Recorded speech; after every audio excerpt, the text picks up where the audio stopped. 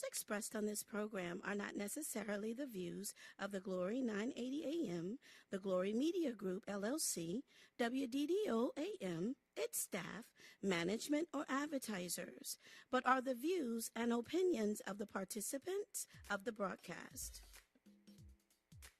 It is now time for the live broadcast of the NAACP with Gwenette Westbrooks and Mr. Dumas.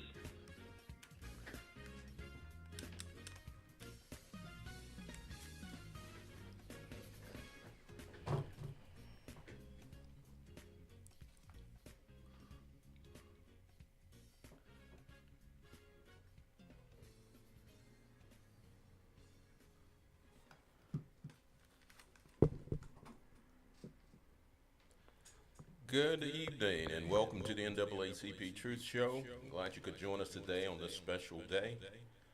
Pretty soon we're going to start out by hearing a speech by Dr. King as we commemorate his death on this Monday. And so in just a few minutes we'll start out with a speech, and then we're going to introduce our guests for today and our panel of discussion for this day. And now you can with Butler Toyota's Smart Shop, our online buying tool that to Ralph Abernathy empowers your shopping experience. And his eloquent and generous introduction, and then thought about myself, I wondered who he was talking about.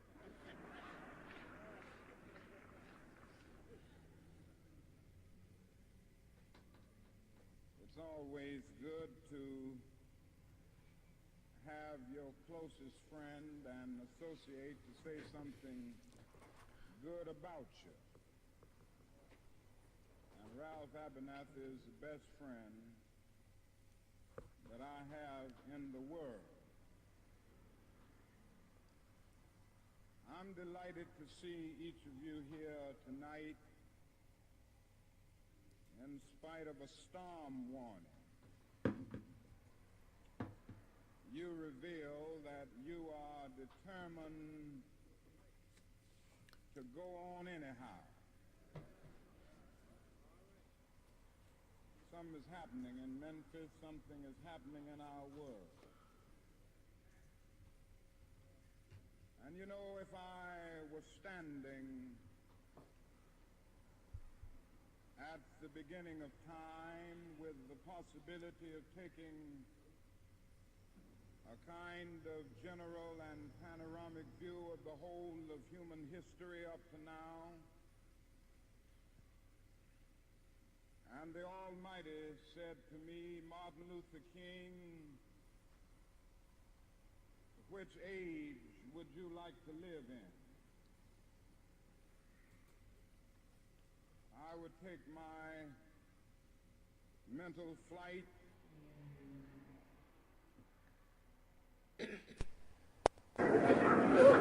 Thank you very kindly, my friends. As I listen to Ralph Abernathy and his eloquent and generous introduction,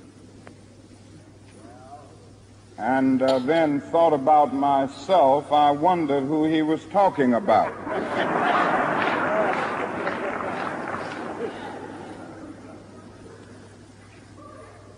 It's always good to have your closest friend and associate to say something good about you. And Ralph Abernathy is the best friend that I have in the world. I'm delighted to see each of you here tonight in spite of a storm warning. You reveal that you are determined to go on anyhow. Something is happening in Memphis, something is happening in our world. And you know, if I was standing at the beginning of time with the possibility of taking a kind of general and panoramic view of the whole of human history up to now. And the Almighty said to me, Martin Luther King, which age would you like to live in? I would take my mental flight by Egypt, and I would watch God's children in their magnificent trek from the dark dungeons of Egypt through, or rather across the Red Sea, through the wilderness on toward the Promised Land. And in spite of its magnificence, I wouldn't stop there. I would move on by Greece and take my mind to Mount Olympus. And I would see Plato, Aristotle, Socrates, Euripides, and Aristophanes assemble around the Parthenon.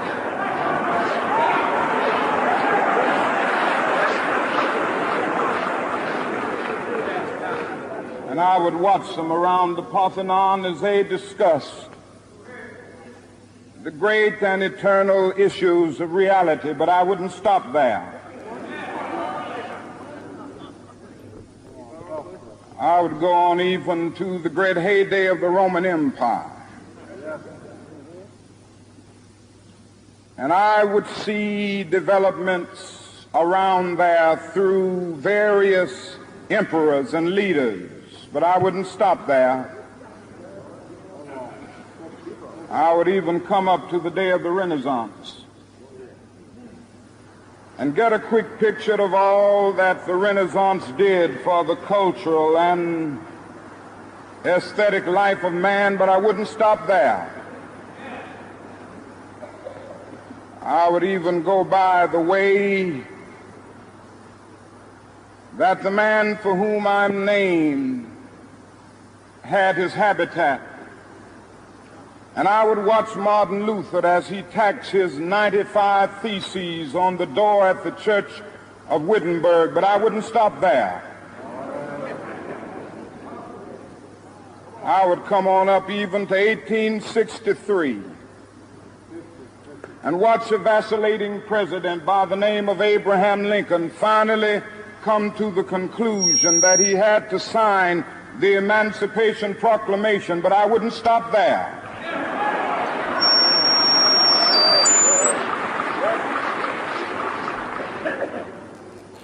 I would even come up to the early 30s and see a man grappling with the problems of the bankruptcy of his nation and come with an eloquent cry that we have nothing to fear but fear itself, but I wouldn't stop there.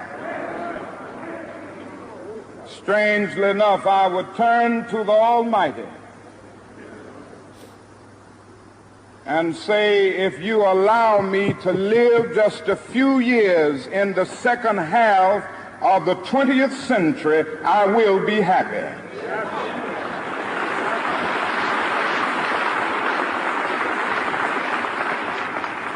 Now, that's a strange statement to make because the world is all messed up. The nation is sick. Trouble is in the land, confusion all around. That's a strange statement. But I know somehow that only when it is dark enough can you see the stars. And I see God working in this period of the 20th century in a way that men in some strange way are responding. Something is happening in our world. The masses of people are rising up, and wherever they are assembled today, whether they are in Johannesburg, South Africa, Nairobi, Kenya, Accra, Ghana, New York City, Atlanta, Georgia, Jackson, Mississippi, or Memphis, Tennessee, the cry is always the same: we want to be free.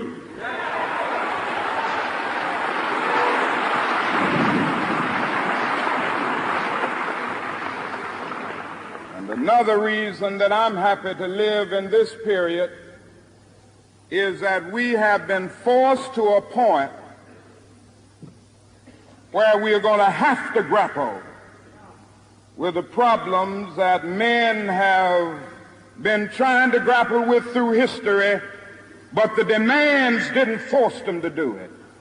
Survival demands that we grapple with them. Men for years now have been talking about war and peace, but now no longer can they just talk about it.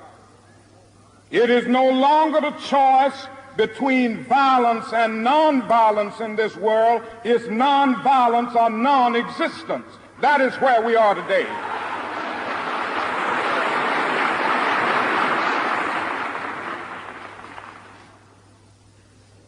And also in the human rights revolution, if something isn't done and done in a hurry to bring the colored peoples of the world out of their long years of poverty, their long years of hurt and neglect, the whole world is doomed.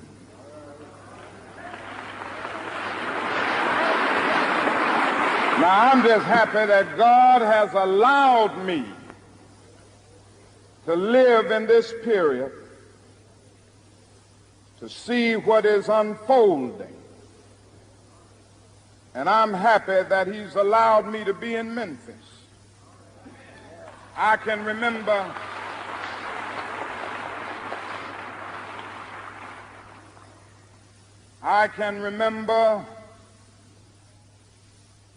when Negroes were just going around, as Ralph has said, so often scratching where they didn't itch and laughing when they were not tickled.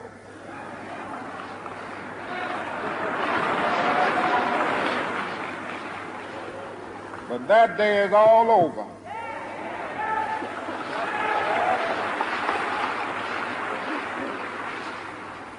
We mean business now, and we are determined to gain our rightful place in God's world.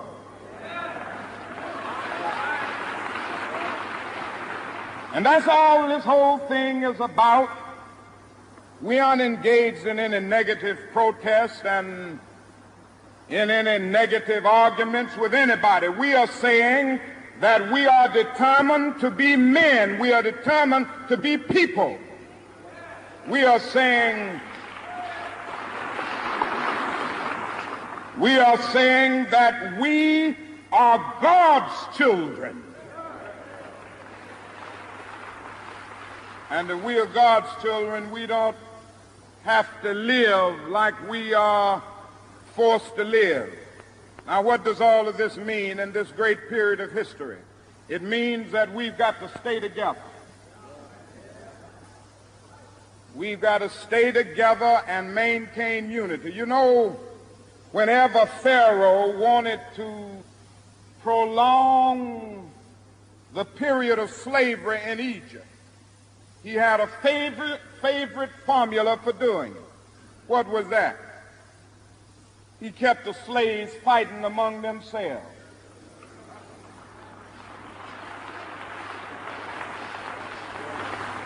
But whenever the slaves get together, something happens in Pharaoh's court, and he cannot hold the slaves in slavery. When the slaves get together, that's the beginning of getting out of slavery.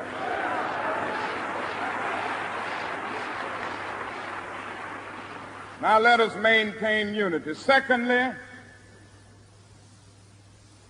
let us keep the issues where they are. The issue is injustice. The issue is the refusal of Memphis to be fair and honest in its dealings with its public servants who happen to be sanitation workers.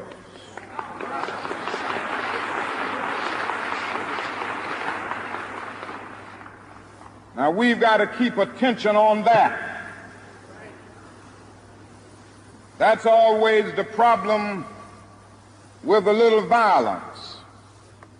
You know what happened the other day, and the press dealt only with the window breaking. I read the articles. They very seldom got around to mentioning the fact that 1,300 sanitation workers are on strike, and that Memphis is not being fair to them, and that Mayor Loeb is in dire need of a doctor.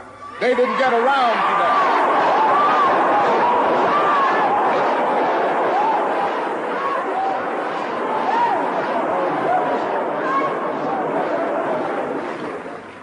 Now we're going to march again, and we've got to march again in order to put the issue where it is supposed to be.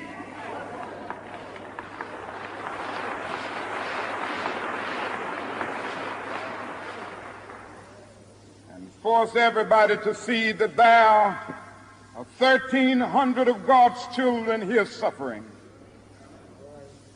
sometimes going hungry,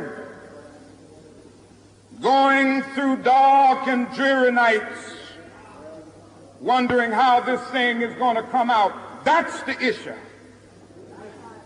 And we've got to say to the nation, we know how it's coming out. For when people get caught up with that which is right and they are willing to sacrifice for it, there is no stopping point short of victory.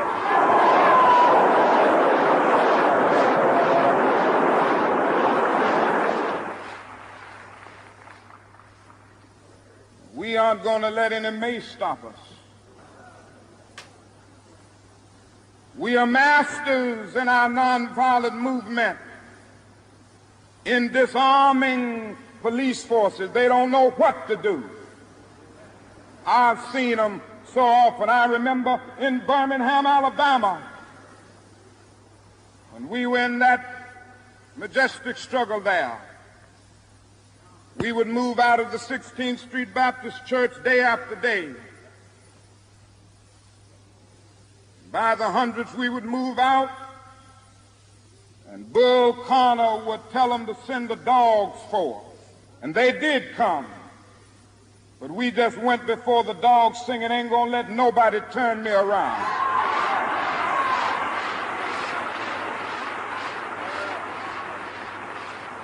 Bull Connor next would say, turn the fire hoses on.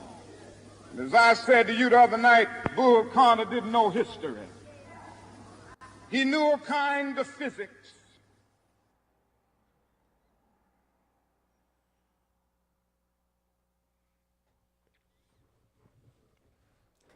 Okay, we're back on, and I hope you enjoyed that wonderful speech by Dr. Martin Luther King as we commemorate him today. And we have a special guest, former Mayor Jack Ellis is joining us, and we're certainly happy to have him here, as well as President Westbrooks. And so I'll let President Westbrooks start out as far as how we're going to proceed from here. Well, we wanted to invite our former Mayor Jack Ellis on today to kind of talk about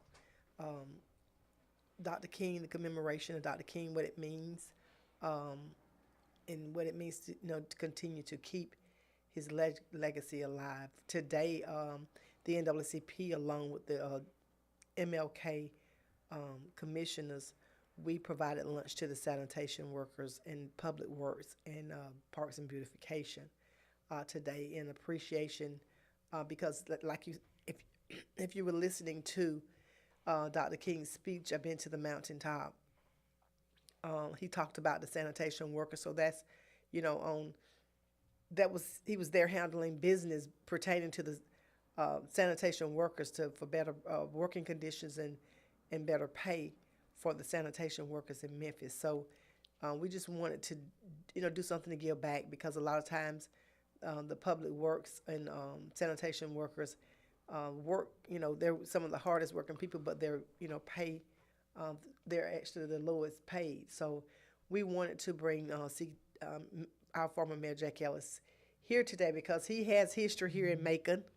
And Macon has a lot of rich history. I remember when I was elected president back in 2012, and that's one of the things that I wanted to incorporate in the program. I wanted to list all of the past presidents of the NAACP and the history in Macon pertaining to the civil rights movement. We had the civil rights movement, bus boycott,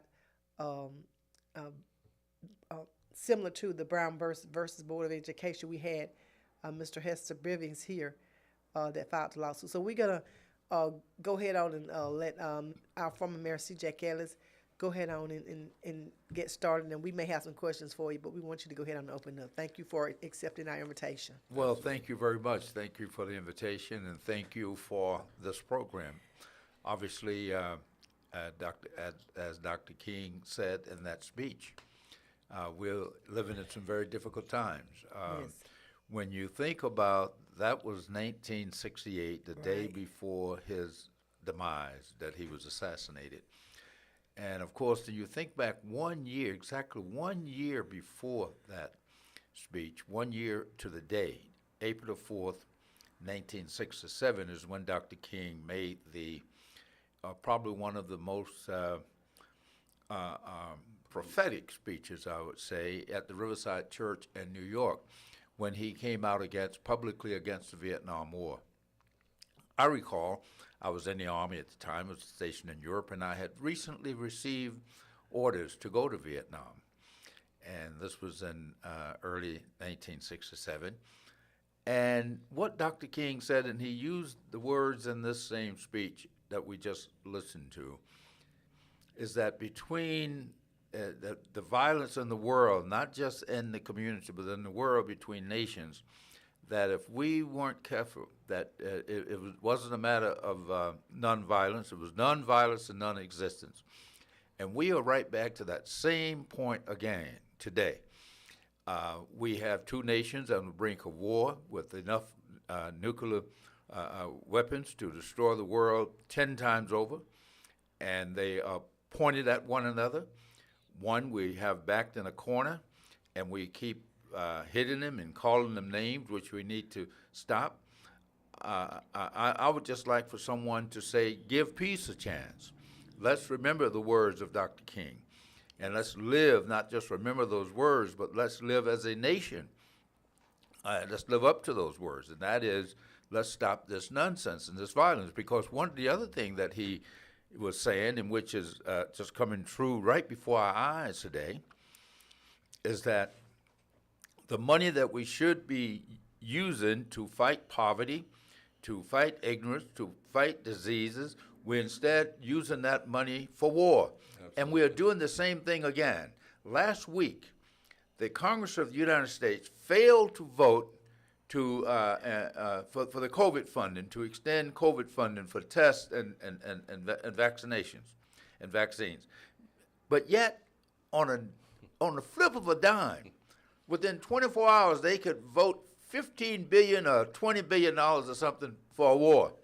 So that shows you where our priorities are as a country. Absolutely. And we have to speak against that, because Dr. King can't speak from the grave.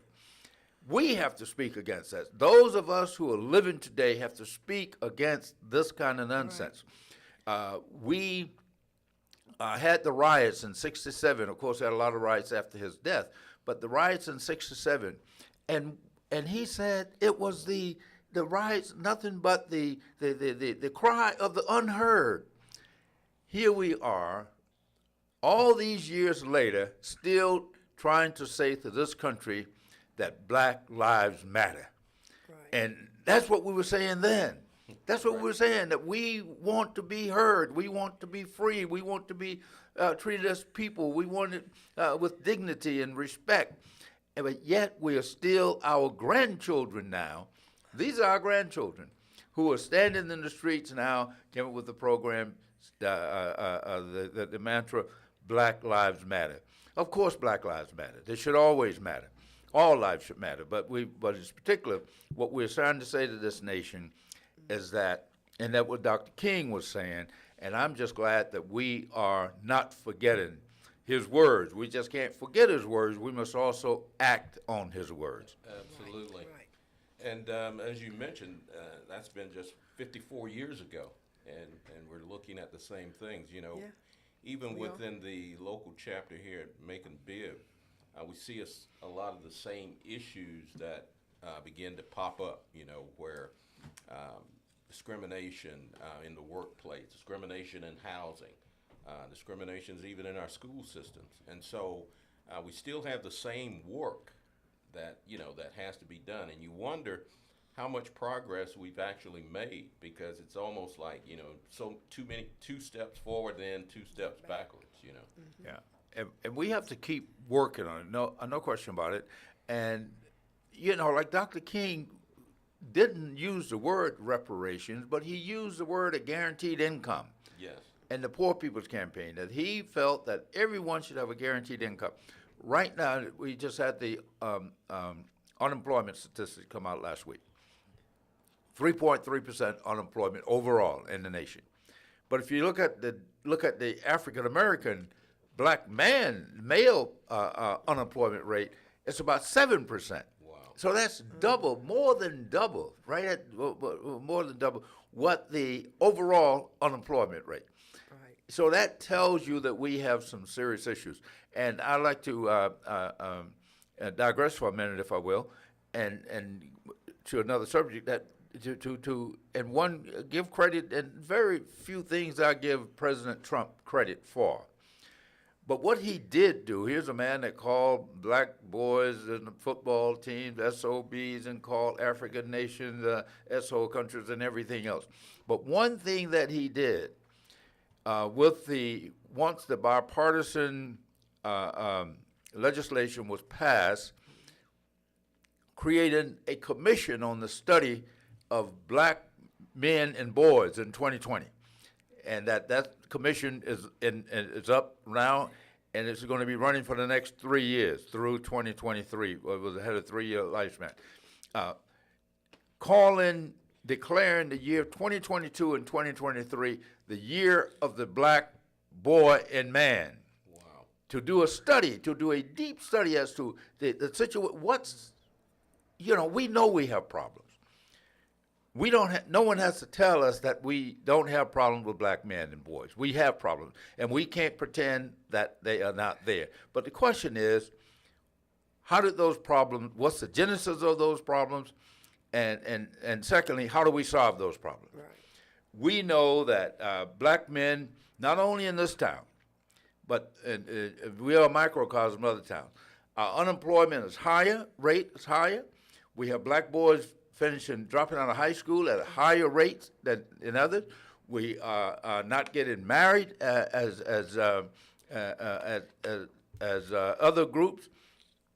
And unfortunately, too many of us are not taking care of our children as we should. Now, those are some things that we have to do something about. But we have to have help from the broader community to provide jobs, as you said, to get away with this discrimination, that will be able to hire a black man once he's qualified, and we don't have to put that mantra, if he's qualified. We don't ask that about a white man. We just give him a job. So, but by the same token, whatever those qualifications are, we have to adhere to them, so that they can't use that as an excuse. Exactly. Because if we don't have a strong household, anyhow, black or white, if we don't have a strong male in the community, leading the community with black women, of course, but black men cannot take a back seat to the black woman.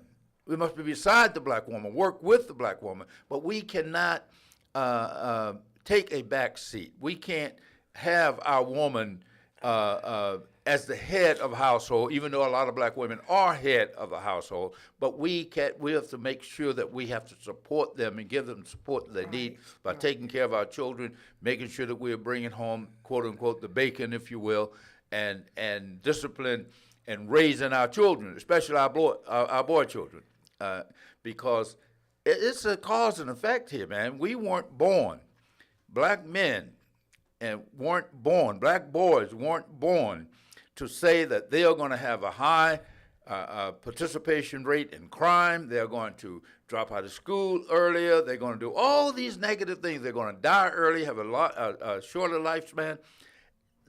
We all come in here with, our parents love us. We don't have an innate ability to go out and commit crime. These are learned behaviors, and these are things that we must do something about. And the broader community must be involved. They can't just keep, and this is what Dr. King talked about when he talked about the disinvestment in the black community, the redlining, the having a guaranteed income. And we need to talk about reparation. Reparation is something that we cannot be afraid to demand and to discuss and demand. Exactly. You're right. So these are things that Dr. King in his last few years, we can't just leave him at the Lincoln Memorial talking about his dream.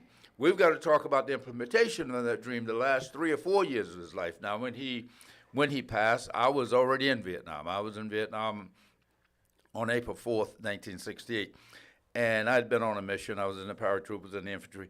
And it was like 2 days after his death before I found out that he had been assassinated. But here again, having listened to that speech, and April 4th, 1967, as I had received orders knowing that I was going to Vietnam in late 1967, and then to be in Vietnam when he was assassinated, and like he spoke against the war, and he was right.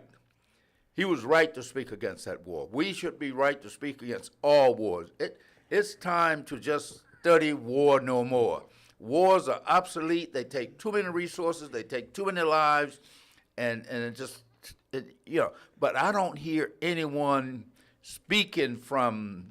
Maybe John Lewis would have been in the Congress would have been, but I don't hear anyone in the Congress speaking against all of this violence and all this money that we're spending on these on this military-industrial complex. And of course, people will say, "Wait a minute, we have Warner Robins here. We got to make sure we keep." Yeah, but we're spending too much money on things just to kill people, and that's what Dr. King was advising us against when he said it must be nonviolence or non-existent. So we are. So we are almost right back where we were. Of course, we've made progress, as you said, 2 steps forward, 2 steps back, but we've made some progress. But we have to continue to make progress and continue to live up to the high callings that Dr. King called us to. Absolutely. And not only us as a community, but the city, the governments, the state governments. You know, these people trying to take away voting rights. I mean, the legislature in Georgia ends this session today. But one of the last things they want to vote on is putting the GBI in charge of coming in and investigating local voting. In other words, so when you get that involved, they can come in and just throw things out and say, yeah, we're going to invalidate. Right. And we have a Supreme Court that's not friendly to us. If we appeal it to the Supreme Court, we have a Supreme Court justice's wife up there talking about overthrowing the election. So we have to be not on our toes, but we have to be ready to, and when I say fight, I don't want to use it in a violent sense, but we got to push back on this type of nonsense. And I don't hear a lot of us speaking truth to power as we should. Now, one thing I would say, and one other thing I'd like to mention about this COVID. We have witnessed the devastating effect that COVID has had on our community compared to others. Statistics came out last week that the life expectancy of black people, especially the black male, has decreased 3 years during COVID. 1 year for a white man, 3 years for a black man. during COVID. That's how this thing has affected us. But yet all of this money that's coming to this city on the backs of black people and poor people who've been affected by this COVID more than anyone else. But a lot of that money is not going where it should go. Right. And here again, we have to hold our local elected officials to the fire, feet to the fire, to make sure some of that money goes into the community, to make sure that we ameliorate, if you will, some of these same conditions that we're talking about. Yeah, and I agree with you wholeheartedly, because you hear, when you hear a lot of the money that's being earmarked for various things, you wonder, well, where did this money really come from? And why was it earmarked a certain way? As you mentioned, a lot of that money came because of COVID. Exactly. But it's not being spent Right. in that And regard. it came based on the statistics that they saw. How many people in certain communities, how have they been impacted by COVID? So we have had an astronomical amount of impact, if you will, in the black community. But yet, when the money comes, it doesn't always stay in the black community Right. where it should be. It go and I'm not against building amphitheater, but let's get our priorities straight. We can't have people being evicted because they can't pay their rent, and then we're building an amphitheater that's going to be used 5, maybe 10 times a year. So we have to make sure that, and so we don't have money to help you with your rent. We're going to evict you. We don't have money to help you with your utilities because you're broke, but yet we can do this other stuff. We have to call people to account for those type of policies. Absolutely. And there's always, it seems like these smoke and mirrors, you highlight something that you feel most people can come on board with, and then underlying that, as you mentioned, you still got your same issues in your community that you going to have to deal with. Yeah. Crime at its its highest peak, Yeah. and unemployment and all those kinds That's of what, that's a cause and effect. And we got to get to the bottom of this. Well, how are we going to? Why are young black men killing each other? Why are So you got families in disarray, and we got one family in the funeral home that's crying, and we got another one in the courthouse that's crying when they. So families just being torn apart. But I will say this about your organization, the NAACP, and locally I speak as well as nationally, that you all have been the most consistent organization over the years to deal with these type of issues. I commend you, for both of you, for your leadership, for continuing to work. I mean, SCLC came and it kind of left. We don't have an urban league here. Maybe we should, but we don't. You are the organization that we look to speak truth to power, to make sure that it lives up to its name. It's still the National Association for the Advancement of Colored People. That is still the name of this organization, and it still has the same mission. I mean, it has changed somewhat, the strategy and tactics, but the core mission of it is the same, to make sure that everyone is treated fairly, with equity, with dignity and respect, and no discrimination. But we know that we still have, that's why we had to have an organization, a new thing come up, to Black Lives Matter. Well, we've been saying that all the time, that we matter. Hey, look at us, we are here. That's what the NAACP was born out of that, you know. But we have to embrace all of those. Every organization, I think, if we come together, especially this commission that has been established for the study of black boys and men. Now, this is not to slight black women at all. But we know that when we look at the statistics, black men are faring worse than any other group in this country right now. Right. Worse than their let's say a football player is here playing football. He can go to the University of Georgia. Well, his sister goes someplace else. Maybe he doesn't graduate. She does, and she gets a job. Maybe he doesn't get a job. But her parents had to, and where I want to go with this is this Hope Scholarship, is that we allow Hope Scholarship. We allow it.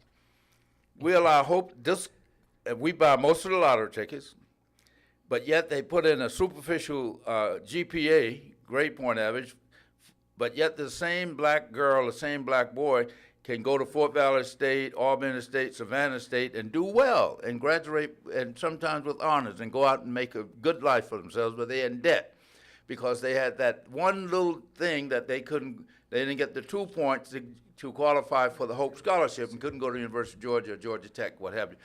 But that brother who scored less than she would score would be able to go to the University of Georgia because he can play football, and they would give them a scholarship. You can't get the Hope Scholarship, but you get a full scholarship. So those are kinds of things that I think we have to point out and push back on and say we are not accepting this type of stuff anymore.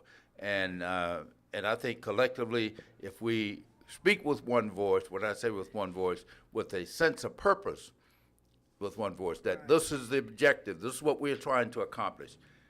And maybe we have different methods of getting there, but as long as we get to the same place, that's the most important thing. Right. Yeah. But here again, I want to thank you all for just giving credence, if not that you have to give credence to Dr. King, and because his legacy stands, but to give recognition, if you will, that we recognize this day as being, a very painful day for our nation. Like I said, I was in Vietnam. I didn't see everything that happened here. I know how I felt. A young 22-year-old black man from Macon, Georgia, in a jungle in Vietnam. When I heard that Dr. King was assassinated, it brought tears to my eyes, even though he had spoken out forcefully and I think courageously against that war in Vietnam. And as they should, because we were being used, black young men, here at a time when we were being used in greater numbers than we represent in the general population. And the other time is in prison. There are more of us in prison than we should be. And more of us got killed in Vietnam. More of us fought in the wars, and so forth. So we have to give heed to Dr. King's words, his last year of his life, and especially that speech that you played, the day before he was assassinated. Absolutely. We have a caller that's calling in. Yes. Maybe they have a question. Go ahead, caller.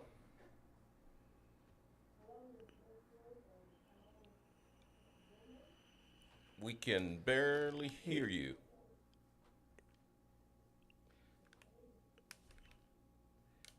Maybe our technician can pull that in. Hold on just a moment. Okay, go ahead. I can. Well, you're coming through. Yes, now we hear you.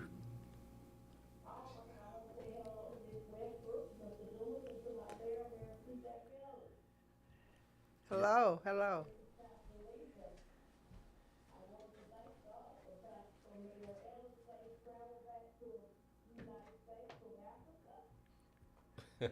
Good to be back home always.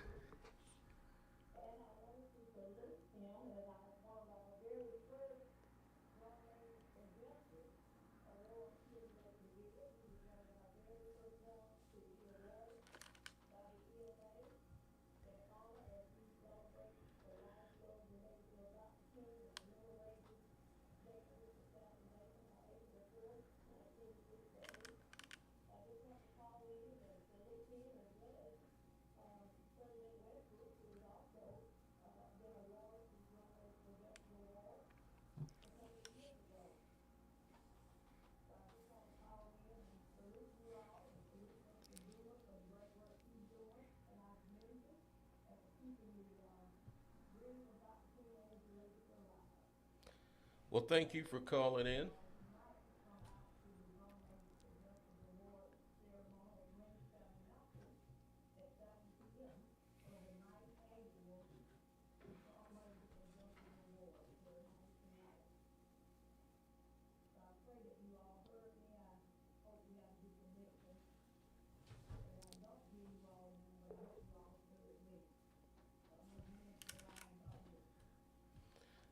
Absolutely. We could barely hear you, but we did pick up on most of what you said, that you guys will be celebrating as well with the Drum Major for Justice program. And I saw a little of it on the page there. That will be at.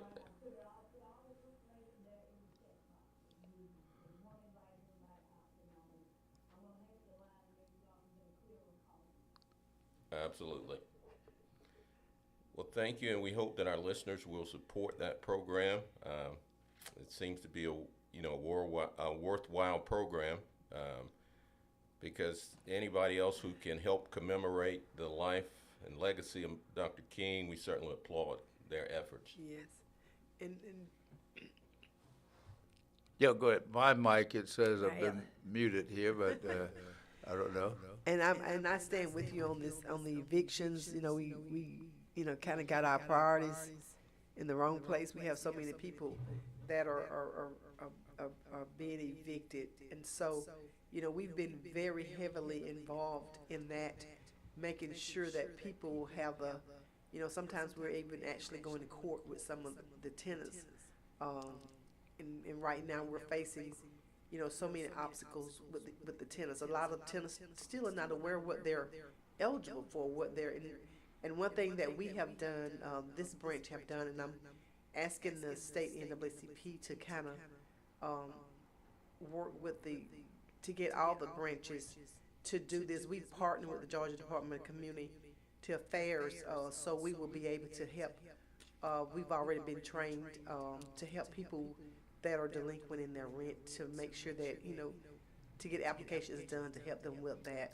Georgia is so far behind in the application process for our tenants, and so it's so much money out there that's available, but it's not being handled correctly. So people will be able to get the benefits that they need.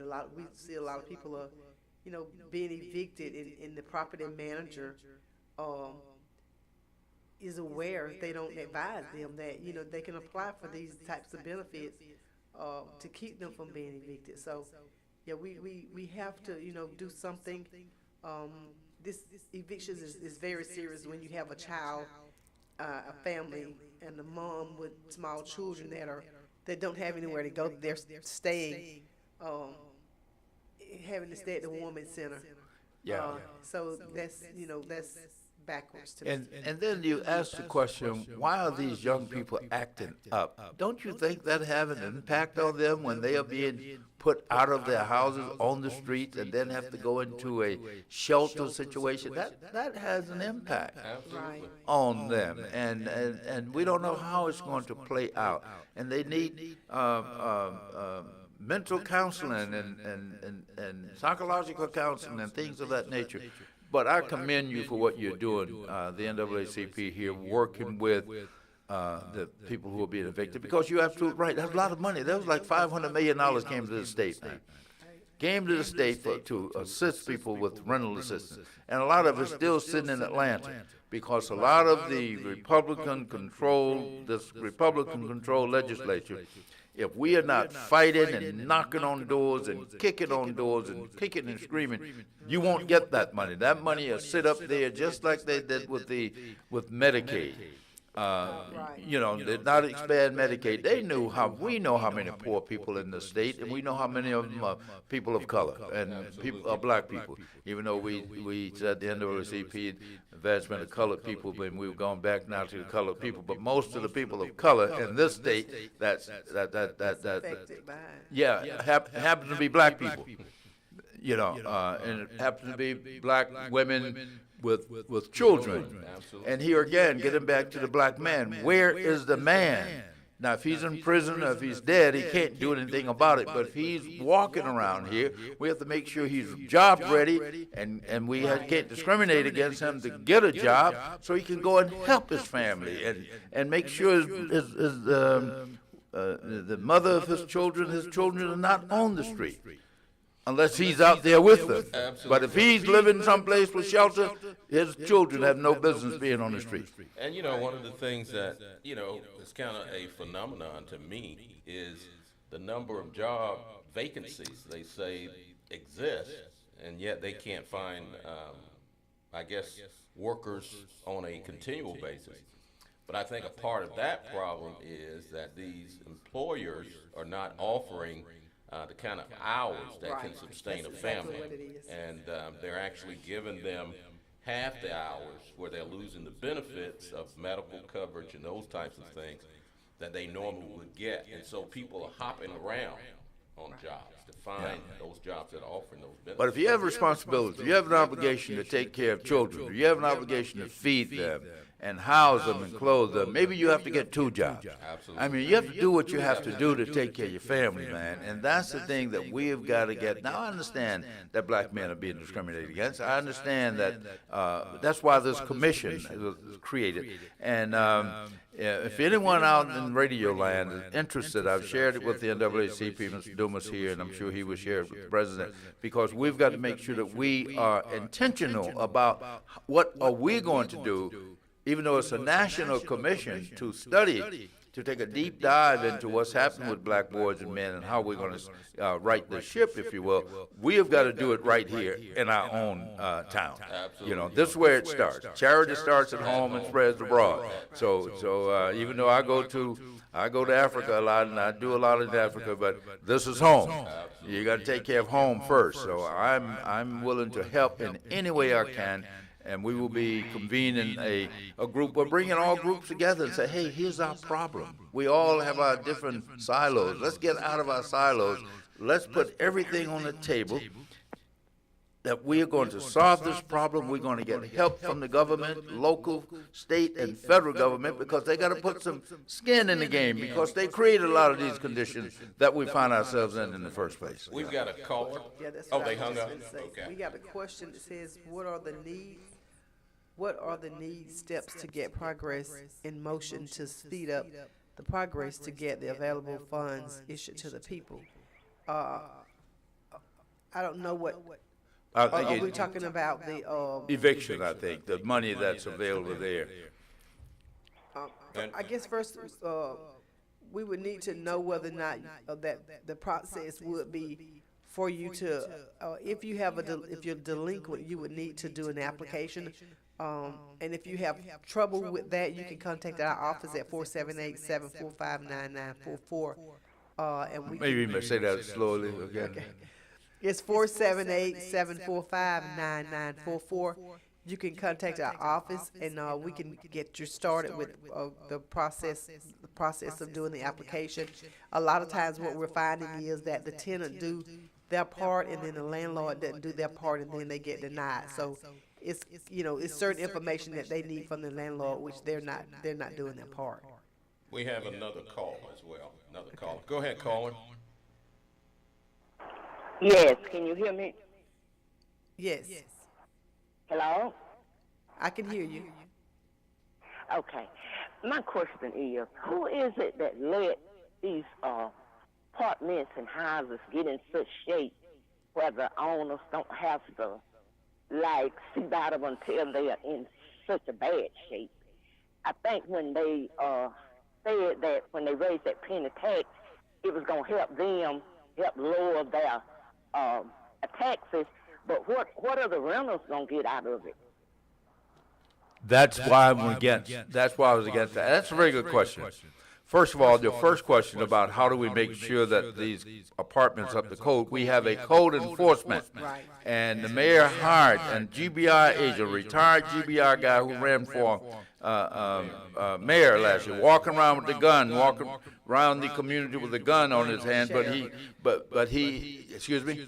Did he run for sheriff? Yeah, he ran for sheriff, yeah. But he's in charge, but he's going after people with these individual houses. Poor people can't afford maybe to need to be getting some of that COVID money to them so that they can put a roof on the house and stop some of the other stuff. But he's not going after these slumlords. And that's who you have to go after. These apartments, these multiple units around here, where mold, mildew, and all that stuff, where children are being exposed to and being injured. When I say injured, being a long-term illness with this stuff, and that's what they are not doing. And that's what we have to do. We have to make sure, and the poor people that staying, and when I say poor people, I don't mean poor in a negative sense, but poor like poor you know. Some of the people, they just don't know how to maneuver through. Some of them, their credit's bad. They can't get another apartment. They can't. The income is low, and they're having to sell for some of this junk. And the people that's renting it to them, they know that, and they're not being held accountable to make sure that these apartments up to code. You know, we just got So that's had what I a was conversation. reason I was asking, because they get in such a bad shape before anybody do anything. If you don't Yes, fight, yes. you're not going to bad. But So it seems to me that it should be started way before it does, before it get in that shape. That's right. If they're inspecting, if they're doing their job, inspecting, but then, but the tenant, you have to report to something going on inside of your apartment because they can't come in your apartment and see. The only thing they can see is from the exterior. But if you have stuff that's going on in your apartment, don't feel that you don't fear getting evicted. Call and report it. And make sure you put it in writing. A lot of I'm experiencing that a lot where tenants are calling saying, they have repair problems and the landlord said, well, I didn't know, you didn't report it. This is my first time hearing it. And I just encourage people to put their, whatever need repairing in writing. And we're experiencing that. And what I'm seeing too, because of COVID, I think, people are renting these apartments out in that condition, and people, we got to stop selling for those type of move-ins, because if they're moving in with I'm dealing with something right now where a girl moved in, don't have a refrigerator and stove. Those are essential appliances that should have been working when she moved in. So she's been there a year without those type of stove and refrigerator. So we just got to make sure. I know that when I talked to code enforcement here last year, they were not doing inside inspections. So that's why a lot of this. But I think they was like, you could send in, I heard they say you could send in a video. Yeah. Right. Now, speaking of Dr. King, we just have a few minutes left. That, the Fair Housing Act wasn't enacted at Dr. King's death. It was signed April the 11th, 1968. But he had fought for the same stuff we are talking about here, the slum lords. He had fought against it because until the Fair Housing Act, now the Civil Rights Act 1964, Voting Rights Act 1965, it was 3 years later before we had a Fair Housing Act where you could live where you wanted to live and not be discriminated by law. And it was 3 days, it was the 11th it was signed on the 11th of April, and of course he died he was murdered on the 4th of April, and that's why we're here. So the things that we are talking about right now are the things that Dr. King fought for. Fair voting rights, civil rights, and fair housing and decent housing. And that's what he would call the government to do, to make sure live up to his promise, and we have to continue to do that. Unfortunate, all these years after his death, we still have some of these same problems. We have to keep fighting on it. Yes. Well, we've only got about a minute left, and we're asking for you all to join the NAACP. We need your help. We need your fight. We're dealing with a lot of issues, and we need all hands on deck. This is something that a lot of time people come to us with complaints and they don't join, and so we gotta do this together. We're asking for your membership. It's only $30 a year to join, and we ask you to join in with us to continue this fight. Well, I'm going to pay my $30 right now. I was out of the country at the end of the year, but here's my $30, and I'm good for another year. I'm good to the end of the year. So you're right. If we want this organization to stand for us and stand with us, and they don't do it for pay. These people, they are volunteers. But it takes some time and effort and other things to keep this organization afloat. And it's been around here since 1909. Serving us, and we have to continue to serve it. We can't just call it when we have a problem. We have to make sure that we continue to support the men and women who are out in the battlefield. I'm a former vice president for political affairs of this organization when I first moved back to Macon in the early 90s, and I served for about 5 or 6 years. And so come to meetings, get involved, pay your $30 for a year and let's support this organization. And thank you all for what you're doing. Thank you for your leadership. And someone on here said that they wanted the information. If you can call our office at 478-745-9944, we'll get the information to you how to join. Thank you. The views expressed on this program are not necessarily the views of the Glory 980 AM, the Glory Media Group, LLC, WDDO AM, its staff, management, or advertisers, but are the views and opinions of the participants of the broadcast. Connecting the community through gospel. The new 107.9 FM, W300EB. Macon and